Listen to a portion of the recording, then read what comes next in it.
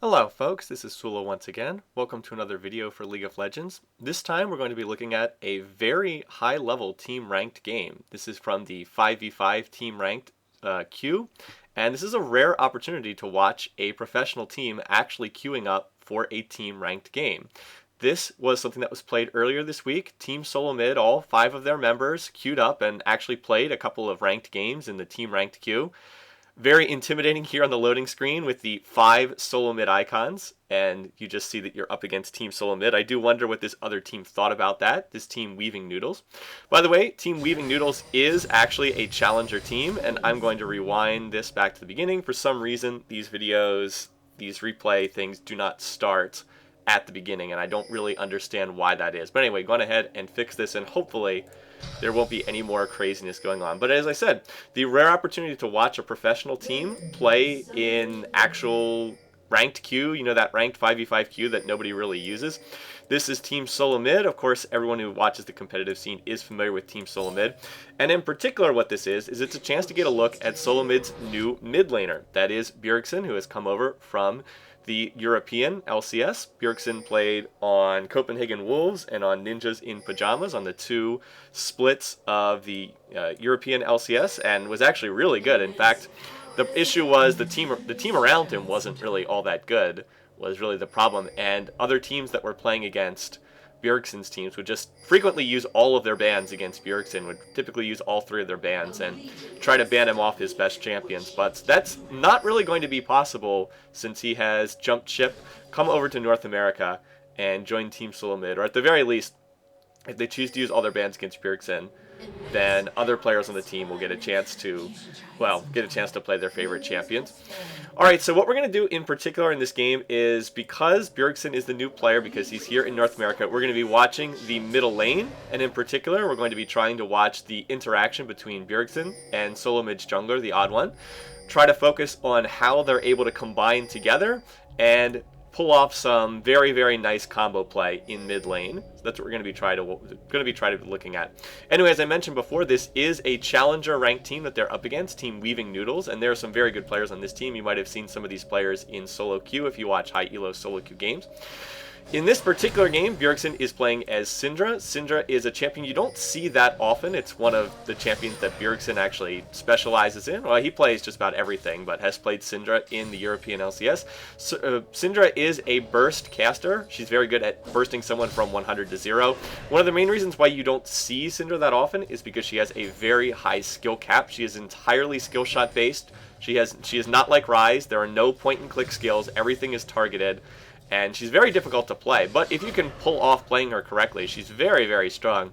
Right here, Bjergsen is harassing Fear Me, the Orianna player. Right there, hits his stun, gets an ignite off, and another Q. Actually forces a flash out of Fear Me, the Orianna player on this team that they're up against, Weaving Noodles, I believe the name is, but has gotten Orianna really low already. Did burn Ignite, but pretty much just off of normal skills at level 1 and level 2, has gotten Orianna really low. There's another stun, there's another Q that hits, and Fear Me is just gotten completely pushed off of this tower. He's in all kinds of trouble. He is in no position to do much other than just try to farm underneath his tower. So Bjergsen already has complete control of this middle lane, and that's going to be noteworthy because right here, the jungler for this team, AF Bellows, playing his jungle Nasus, is going to run in behind. It's actually a good gank. He's going to use his Wither. Bjergsen is going to have to flash backwards, but right there, Bjergsen hits a stun. Odd One comes in, and that's going to be enough for first blood in this game. And Bjergsen's going to say, thank you very much, I will take that double buff. The one thing that you absolutely cannot do as a jungler is you can't die early on and give double buff over to a solo lane. That is literally the worst possible thing that you can do as a solo laner, as a jungler, is to die and then give double buff over to a solo laner. So now poor Fear Me is in even worse shape. He is totally screwed here because he's up against someone who's dominating him in lane and has gotten first blood and now has both a red and a blue buff to play around with right there. There's another stun that hits W for the harass. And let's go through and look at Syndra's skills briefly, shall we? While we have a minute here in the game. People don't often get to see Syndra played, so let me go ahead and highlight the skills. Q, Dark Sphere, conjures a Dark Sphere, deals magic damage. The sphere remains for 6 seconds, can be manipulated by Syndra's other abilities. This is very similar to a Karthus Q in a lot of respects. You point and click with your mouse cursor, and wherever you point and click, a Dark Sphere appears shortly thereafter. Deals damage, it's targeted harass, and then can be manipulated by Syndra's other abilities. Her E ability is a stun, knocks enemies and dark spheres back, deals magic damage. Dark spheres that are knocked back stun all enemies into their path for 1.5 seconds. So useful for stunning. Right here, we're going to see Odd One come in on a gank. Right there, Bjergsen hits the stun. The jungler for the other team, the jungle Nasus, is right here, ready to counter gank, but there's just nothing he can do. Orianna's already dead by the time he gets there. So that was another example of good example of bringing the jungler in. Bjergsen hit the stun with his E, with his Scatter the Weak. Odd One dashed in with his Q? Vault Breaker? Yes, dashed in with his Q, and there's just way too much damage between the two of them. Remember, Fear Me, the Orianna player, did not have Flash up, used Flashed earlier, could not escape, and just got bursted down really, really fast right there. So that's another kill for the mid laner, and Bjergsen's now 2-0 on the game. Other skills here, W, Force of Will. This is one of the more amusing skills in the game. First cast grabs a dark sphere or enemy minion. You can also grab neutral camp monsters too. If no target is selected, grabs nearby dark sphere. Second cast throws the dark sphere or enemy minion. Enemy's hit takes magic damage and are slowed for 1.5 seconds. So this is a pretty troll-tastic skill. You can pick up the spheres and throw them. You can pick up enemy minions. You can also pick up neutral camp monsters. For example, you can pick up a blue or a red buff over the wall and throw it. We've seen teams do that sometimes just to mess around and try to steal buffs away. So Syndra's, again, her skills are all skill shot based, but if you can line them up, she's got a slow, she's got a stun, and she has a ton of burst damage on her ult right here. Unleash Power harnesses all dark spheres to deal magic damage to target enemy champ. This is her burst skill. Now watch right here, Odd One's going to come in from behind, so he's going to jump in. I'll slow this down to half speed. There is the Vi ultimate, and out comes the stun from Bjergsen, the E Scatter the Weak stun, so just makes an easy kill. And poor Fear Me is just thinking, what in the world did I do in this game? I'm getting dove behind tower, I'm level 5 so I don't have an ult, I still don't have flash up, they're just diving me behind tower, and there's really nothing he can do. Orianna's just too far behind, and Bjergsen's now 3-0 and has complete and utter control of this middle lane. Plus, it forces the jungler to have to babysit this tower, so the jungler can't apply pressure elsewhere on the map either. I'll just highlight that ult again, didn't really get a good chance to show this. Again, when Syndra uses her ult, unleashes all dark spheres to deal magic damage. Basically, it unleashes all the dark spheres around Syndra. There's always 3 of them orbiting around her, and those 3 will be used with her ult. It will also make use of any dark spheres that are on the ground, so ideally you want to cast this when you have a couple dark spheres already sitting on the ground. You can get as many as, I think, like 5 or 6 spheres worth of damage, and of course that applies a lot more, and that's where she gets her burst cast from. Watch here, right here, we got a dual 1v1 in top lane. Dyrus goes in, but he does not get this one. RF Legendary, playing Nidalee, is going to pick this one up, and Dyrus was one sad puppy on stream when he did not get this one. Wasn't too happy. Right here, though, we're going to see the advantage of Team Sullla being so far ahead in mid and also in jungle. They're looking to invade. It's after 7 minutes, so the red buff is respawned right here. Nasus is going to try to ghost away, but he gets stunned by Bjergsen's Scatter the Weak. And right there, the ult comes out, bursted down, Ignite plus ult. What is this one? Unleashed Power? Yes, Unleashed Power. And that is where the burst damage potential of Syndra comes out. Again, this is all set up by the fact that Nasus is behind, because Orianna is behind. That allows Sullla to go in and invade aggressively and pick up another kill. Bjergsen now 4-0, and he is way ahead in the gold count. He is ahead by about 1,500 gold in middle lane. Plus, there's another fight going on down here in bottom lane. And in fact, Sullla mid's getting ready to dive this bottom tower. Odd One's looking here. Does he have Vi ult? Yes, it is just coming off cooldown, so that Vi Assault Breaker will be up. Nico might be Ezreal. Ezreal's good escapability, but not that good. Vi Ultimate, Annie Tibbers stun. Let me introduce you to my bear, Tibbers. And once again, there's really nothing that Nico, I hope I'm getting that right, this Ezreal player can do. He just simply gets bursted down with the combination of Vi ult. One reason why Vi is still very, very heavily played in competitive play. Has avoided the nerf bat so far in the recent round of patches. And with bottom lane dead, with mid very weak and picking up blue buff, there is nothing that the other team can do to contest this dragon. This is a totally free dragon. It has been pinged towards, so good vision control once again. That puts Sullla very firmly in the lead. I had 6-1 in kills and has taken the first dragon, 4,000 gold ahead on the game. And most of that advantage right now is concentrated in the mid lane, where Bjergsen has, what is he? He's almost 2,000 gold ahead of his opponent. And in the jungler, where Odd One is 5-0, Odd One's 1,000 gold ahead. And then in bottom lane, Wild Turtle is also close to 1,000 gold ahead. Right now, Sullla mid's actually behind in top lane, and Dyrus is getting ganked and killed again in top lane. So a nice application of jungle pressure up there. But for this particular team, it's not really working out in any of the other lanes. They're doing well in top, but not going so well elsewhere. We'll look here at Bjergsen's Syndra build. What he did was he went double Doran's Rings, that's pretty standard, into a Chalice of Harmony, and he's now grabbed the Sorc Shoes as well. So double Doran's into an Unholy Grail is the build. Why build Unholy Grail? Well, I think the idea is it gives you a number of things you want. It gives you some cooldown reduction, magic resist, mana regen, and it allows Syndra basically just allows her to spam her skills over and over again. She has a short cooldown on her Q, but she has long cooldowns on her W and her E, especially that E has a very long cooldown. So get the Unholy Grail, get the cooldown reduction, mana regen, magic resist, and it just lets her spam her skills over and over again. With 2 Dorans and a Chalice of Harmony, you're not really going to run out of mana, and you can play very aggressively with your build. And then in terms of skilling order, very simple for Syndra. Max Q first, this is your main damage skill, it's your main harass skill. Use it to set up all your other skills. Then W second for the extra slow. Yes, you do get more slow with more points in the skill. 1 point in E is all you pretty much need. And then, of course, you skill your ultimate when it's available. And I will mention one other thing. Syndra's passive, for those who haven't seen this, is Syndra's spells gain extra effects at max rank. They're trying to set up a gank here in mid, but it's not really going to work out. Dark Sphere deals 15% bonus damage to champions. This is another reason why it's good to max this one first. Get that bonus damage to champions. Bjergsen misses an E stun right there. W increases the slow duration. E, spell width increased by 50%. And ult, you get extra range on your ultimate. So Syndra helps to scale her better into late game. Meanwhile, we've got a play coming in here in bottom lane. We're going to see Vi dashing in. It's a good Sona ult by the Sona support on the other team. So that's going to be 1 kill on Sona. But now Annie has fallen.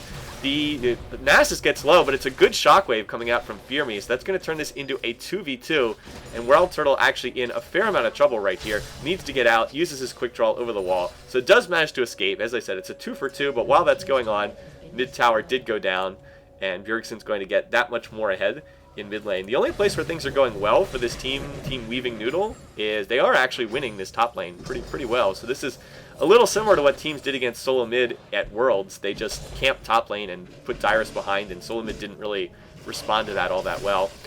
Right there, Bjergsen tries for another stun, misses it with his E, doesn't get that one. And Fear Me is actually doing a pretty good job of just playing really defensively. He just has to avoid making a mistake like that where he gets slowed, and then the ult comes out, and oh my, spoke too soon. Down goes Orianna. Didn't even hit a stun that time, just used the slow on the W on Force of Will, then popped another Q and popped ult and ignite, and that was all she wrote for poor Orianna, who just got bursted almost 100 to 0. I guess wasn't at 100% health, but pretty darn close to that. About the only thing I would say about Fear Me is one thing you'll note is he didn't build any Doran's Ring, so he actually has no health anywhere on his build, and that might have been enough to survive some of that burst. Maybe, maybe not, but he didn't build any additional health against a burst caster, and well, he has died 3 times now, so hasn't really worked out. That might have been enough, maybe, maybe not, hard to say. So Bjergsen has now finished his Unholy Grail, so there you see the stats, ability power, magic resist, mana regen, cooldown reduction, and that bonus mana regen restores max mana on kill or assist, that sort of thing. So mid tower's down, dragons spawning relatively soon. Sullla mid will probably be in position to do that. Up here in top lane, Dyrus almost dying, but RF Legendary farming behind tower. Again, still in really good shape in that top lane, but just not working out anywhere else. In bottom lane, Wild Turtle's Graves has finished a Bloodthirster and is up against Nico's Ezreal, who has a Tear and a Sapphire Crystal, so a little bit of a mismatch right there when it's Bloodthirster against, like, Longsword. You're not in particularly good shape. And right here we see another red buff steal being set up. Other team knows that Sullla mid's stealing this, but they can't really do anything about it because they're so far behind in mid. and so far behind in bottom. This is what professional teams will do when they get ahead, is they take control of your jungle, they starve you out of resources. Note that all of the jungle camps are being stolen by Sullla mid. They're taking the double golems, they took the red, and now they're getting ready to fight over blue because they know the blue's up. Odd One always times these buffs, and they're ready to come in here and fight for it. Now, as it is, it looks like they are actually going to have to back out of that. That Nidalee Spear did no damage because Nidalee is building Bruiser Nidalee, doesn't have any AP. So Sullla mid actually backs out of this because there were, what, 3-4 members of the other team here. And again, that's a function of Dyrus being pretty weak in top lane. That's why other team Weaving Noodles is able to get that. So not able to steal that blue buff, but still in good shape overall. Down here in bot lane, continuing to apply pressure to this particular tower. And in mid, of course, Bjergsen still pushing. Look at that. Gets another E stun, Scatter the Weak stun, follows it up with a Q and a W, and Firmi loses half of his health. Now right here, Nasus is going to run. He's going to use Ghost. Looks like it's going for a 2v1, but it's not a 2v1. It's a 2v2 because Odd One's here as well. There's the stun on Nasus. He will fall. Doesn't even have to use Syndra ult on there. Orianna gets off a shockwave. Is it going to be enough? No. And over here, now going to pop the Syndra ult. Down goes Orianna. And Sona is suddenly like, uh-oh, this is not the fight I wanted. Gets stunned right there, gets knocked back. Going to use the Ignite, but is it going to be enough for a kill? No, not going to be enough for a kill. Odd One dashes in, kill steals at the last second. And that's a 3 for 0 in mid, and it's actually a 4 for 0 overall because Dyrus got a kill 1v1 in top lane. Not exactly sure how that played out, but so that's 4 total kills for Team Sullla mid as they go ahead and push this tower. Meanwhile, in bottom lane, they're actually shoving the inhibitor tower. They just got another kill in bottom lane, too. Even missed that one. So that's actually a delayed ace right there. Didn't quite get everyone on the other team at the same time, but they did all die and got the bottom inner tower, pushing on the bottom inhib tower. Just took the mid inner tower, and Dyrus farming away in top lane with Jax. And this game is going south in a hurry for Team Weaving Noodles. They're 10,000 gold behind right now. And they're going to lose another dragon. Dragons respawn. Team is on top of it. Bjergsen's really low, but it's not really going to matter because there's no one here to steal. And Ezreal True Shot Barrage was just used, but was used down here to... I don't know what that was used for. Now, watch this. We're going to have Bjergsen. Note that he's on about maybe, what, 10-15% health. And he wants to go for this against Firmi. So he wants to see if he can get this. Obviously in total tryhard mode here, but wants to go for this. So let's watch this at half speed to watch how this plays out. Alright, so right there is going to toss out the E. Misses the E stun right there. Tosses W right there. Firmi's going to flash and shockwave, but Bjergsen flashes the shockwave. Right here, ignites, uses Syndra ult, and no, not enough. And is the ignite going to finish off Firmi? No, 19 HP. So not quite enough to get that kill. And Bjergsen, you are not an immortal, apparently.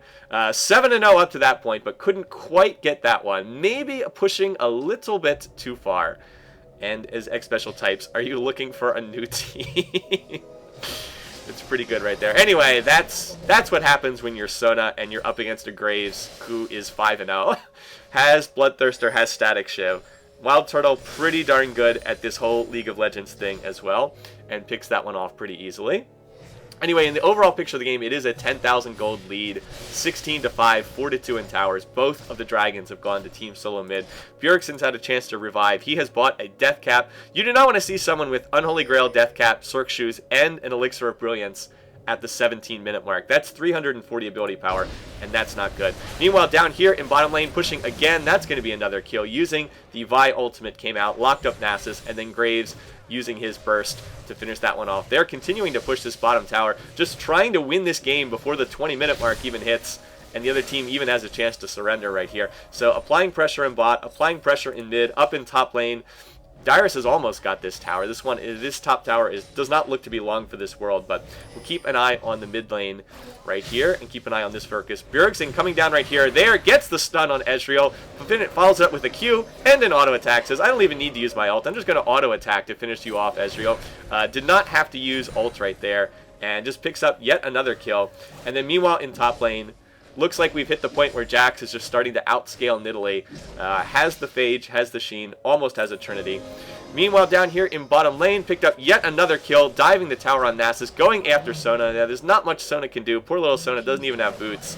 trying to deal with that Graves, who's got 230 AD. Orianna gonna use ult, but out comes the Tibber stuns as well. The Ignite will finish off Graves, but now Annie gonna have Graves' back. X Special says, I've got you covered. Picks up that kill, and that's going to be another tower down in bottom lane. Looks like the Inhib tower is going to fall. The Inhib itself should be able to survive for right now because Ezreal's revived and the death timers are very low. But that's another tower down, and then this tower in top lane getting low as well. The Irish should have his Trinity. Yes, we'll have Trinity when he goes back to base, and that means it's pretty much the end of that lane because Jax has just started to outscale Nidalee. Odd One getting yet another buff steal. Steals the invisible lizard in the other enemy team's jungle. And let's see, Bjergsen has picked up another blasting wand as well. 448 ability power. That's pretty scary. And let's see if we check out the scaling on these skills right now. Let's see, 230 plus 269, 240 plus 313, 160 plus 179. And then, what is it? Minimum total damage, 405 plus 269. Her scaling, her AP ratios are not tremendous. They're a little bit low. That said, her Q is on a very short cooldown, and she deals a lot of damage if you're able to get your skills off and land all those skill shots. Here, Bjergsen's going in, lands a stun on Nasus, but guess what? This is not a 1v2. This is not even a 1v3. This is a 1v4. And, yeah, Bjergsen, you're not going to pick that one up. But here comes the cavalry right here. In comes Wild Turtle and X Special. Turtle has that red buff, so he's slowing on autos. Out comes, oh my goodness gracious, that Orianna just absolutely melted. And now going to use the Vi ult on RF Legendary's Nidalee. He is going to get stunned. Going to get, oh, there's another Annie stun coming out. So that's 1 kill for Wild Turtle, 2 kills for Wild Turtle. Now just running headlong into the base, does not care whatsoever about the tower. Going to dash out, and no, not going to die. Meanwhile, Ezreal will fall under tower. That's an ace. 5 for 1 in that fight. And Sullla mid just absolutely rolled over that team. So out comes the GGs. And that's going to be it. They want no more part of this one. Game over. And that's going to be it. A surrender at the 20-minute mark of this particular match. So, well, that was not a very close game. Obviously, you could tell. It wasn't really close. That said, I did want to use this one just because we so rarely get a chance to watch professional teams actually play in a public game. They pretty much do all their stuff privately in private scrims, and you can't really get a chance to see them. But this was the rare night where Sullla mid played 4 team-ranked games in the actual ranked queue. They did win all 4. And actually, I believe their team record is 30 wins and 1 loss in Season 3 in the ranked queue. I think they were going for Challenger, but then they said that the queue just got too long and they didn't want to play any more games. They also said these games were boring. But what this does help to show you is the huge skill gap between a professional team and a Challenger team. Again, remember, the other team is a Challenger ranked team in the 5v5 queue, but there is a world of difference between that and a professional team that just plays this game all day, every day for their jobs. Anyway, hope people enjoyed getting a chance to see this game, seeing some Syndra play. We don't get to see Syndra that often, and a chance to see Bjergsen, who has come over again from EU to be the new mid laner. TSM Burger King, as people have called him. In any case, hope you guys enjoyed this. Until next time, have a great week. See you guys again soon.